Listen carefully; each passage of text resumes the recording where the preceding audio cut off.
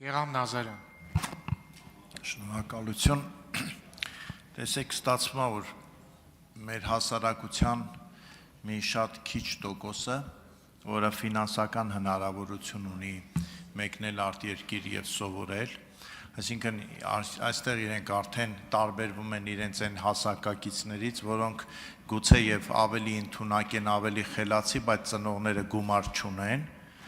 Մենք ուղարկում ենք, այսինքն իրենք իրենց միջոցներով գնում են արտերկրում սովորելու, մենք թույլ ենք տալի, որ գնան սովորելու, որովհետև նրանց հայրերը կամ քեռիները գումար ունեն, իսկ այն հայրերը եւ քեռիները, որոնք գումար չունեն, իրենց երեխաները գնում են մեկնում են զինվորական ծառայության, ուղիղ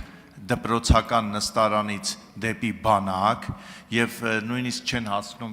մեծ մասը կես տարի սովորել, հետո մենք ասում ենք, դե գիտեք, ձեզ մի հատ էլ նվեր ենք տալի, դուք կգաք 3 տարի կաշխատեք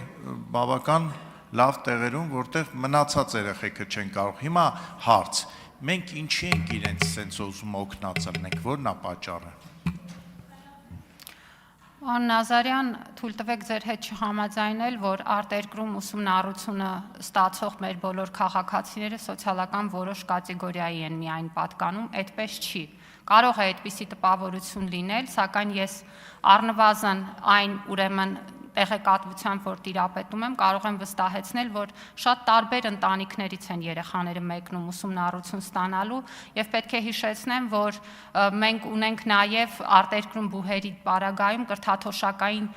տարաբնույթ համակարգ եւ կան շատ մեր քաղաքացիներ, որոնք սովորում են արտերկրի բուհերում փաստացիորեն օգտվելով կրթաթոշակային այդ համակարգերից եւ չվճարելով այդ ուսումնառության համար այդ մեծ ծավալի գումարները։ Ինչ վերաբերում է մեր այն քաղաքացիներին, որոնք մնում են եւ իրենց ուսումնառությունը շարունակում են մեր երկրի բուհերում, պետք է հիշեցնեմ, որ արդեն մի քանի տարի է 2023 թվականից մեր մոտ գործում է նաեւ մեր տեղական բուհերում տարկետման համակարգը կոնկրետ այն մասնագիտություններով, որոնք գերակա են։ Ժամանակը ավարտվեց, եթե դուք արձագանքեք, ես կշարունակեմ։ Արձագանքում եմ եւ ասում եմ, որ այո, ես էլ եմ տեղյակ, որ մի քանի դեպքեր կան, որ երեխաները կարողանում են ինչ-որ հիմնադրամներից գումար գտնել եւ սովորել, բայց դա ընդհանուր պատկերը չի փոխում։ Ես ուրիշ բան եմ ասում։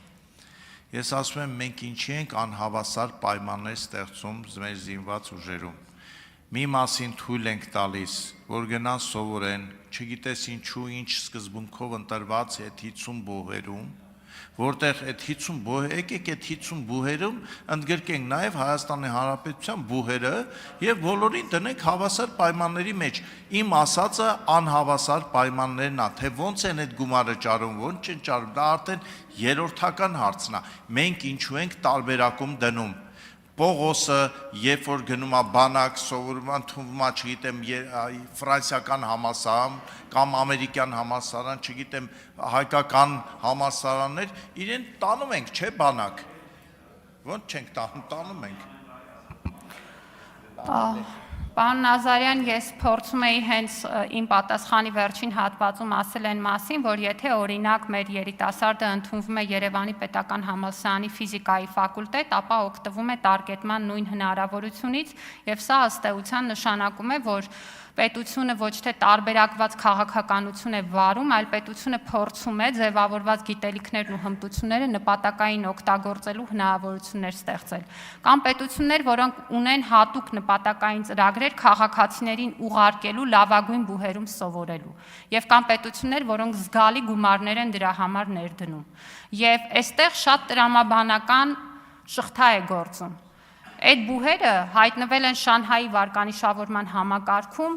մեծ գործիքակազմով ու ցուցիչներով համապատասխան արդյունք ցույց տալով։ Այդտեղ կրթված յուրաքանչյուր մարդը վերադառնալով այստեղ նաև պոտենցիալ է ստեղծում կարողությունների զարգացման, ինստիտուցիոնալ զարգացման։ Ու մեր յուրաքանչյուրիս խնդիրն է ճիշտ օգտագործել այդ ռեսուրսը։ Գիտեք, մեր երկրում մենք շատ կամահրանքով ենք վերաբերում մարդու որակավորմանը։ Գերորակավորված մարդուն կարող ենք տանել շատ տեխնիկական պարզ գործառույթ իրականացնելու եւ հակառակը։ Ասում ենք պետք է ճիշտ վարվել։ Այդ ձևավորված գիտելիքն ու հմտությունները պետք է ճիշտ տեղերում ճիշտ օգտագործել։ Շնորհակալություն։